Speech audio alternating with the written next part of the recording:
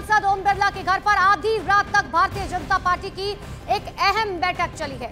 कल रात के करीबन 10:30 बजे केंद्रीय गृह मंत्री अमित शाह, केंद्रीय स्वास्थ्य मंत्री जेपी नड्डा और केंद्रीय मंत्री किरण रिजिजू और केंद्रीय मंत्री प्रहलाद जोशी के अलावा संगठन मंत्री बीएल संतोष ओम बिरला के घर पहुंचे। सूत्रों के मुताबिक ये बैठक रात के करीबन 12 बजे तक चली, जिसके बाद सभी नेता अपने अपने आवास के लिए निकल गए।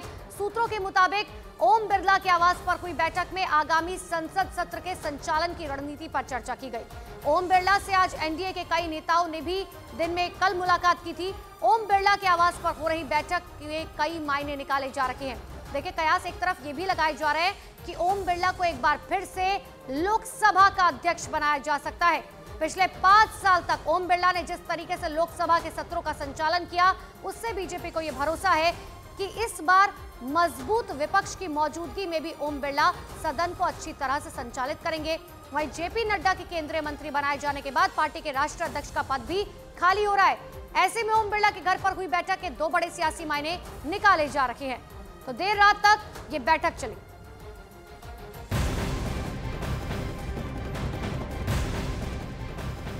संसद सत्र को लेकर बीजेपी ने अपनी तैयारियां शुरू कर दी हैं। सूत्रों के मुताबिक अभी तक संसद सत्र के लिए बीजेपी ने जो प्रस्तावित कार्यक्रम तैयार किए हैं, उसके मुताबिक पीएम मोदी 26 जून को लोकसभा स्पीकर के उम्मीदवार के नाम का प्रस्ताव सदन में रखेंगे, जिसके बाद स्पीकर के पद पर चुनाव किया जाएगा।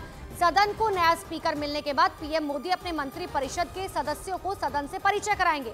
इसके बाद अगले दिन यानी कि 27 जून को राष्ट्रपति द्रौपदी मुर्मू लोकसभा और राज्यसभा के संयुक्त सत्र को संबोधित करेंगी। परंपरा के मुताबिक राष्ट्रपति के अभिभाषण पर पीएम मोदी दोनों सदनों में जवाब देंगे, जिसकी तारीख तय हो चुकी है। सूत्रों के मुताबिक पीएम मोदी 2 जुलाई को लोकसभा में और 3 जुलाई को राज्यसभा में राष्ट्रपति के संबोधन पर जवाब देंगे।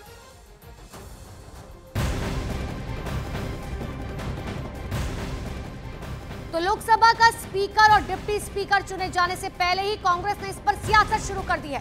कांग्रेस नेता प्रमोद तिवारी ने कहा, हमेशा से यह परंपरा रही है कि सत्ता पक्ष का स्पीकर होता है और डिप्टी स्पीकर विपक्ष का होता है। इसीलिए अगर इस बार डिप्टी स्पीकर पद विपक्ष को नहीं मिलता तो माना जाएगा कि पीएम लोकतंत्र की आत्मा की हत्या करे। चर्चा ही बेकार हो रही है कि सत्तारूढ़ दल स्पीकर पद भी लेगा और डिप्टी स्पीकर पद। ये तो परंपरा है 1952 से उठा के देख लीजिए। जब तक कांग्रेस सरकार रही, स्पीकर हमेशा कांग्रेस का और डिप्टी स्पीकर हमेशा विरोधी दल का रहता है। हमारी ये मांग उचित है कि स्पीकर सत्तारूढ़ दल का रहे और विपक्ष का उपाध्यक्ष पद रहे। अगर इसका पालन नहीं करते तो मोदी जी आप लोकतंत्र की भावनाओं को आघात पहुंचाएंगे, उसकी आत्मा की हत्या करेंगे।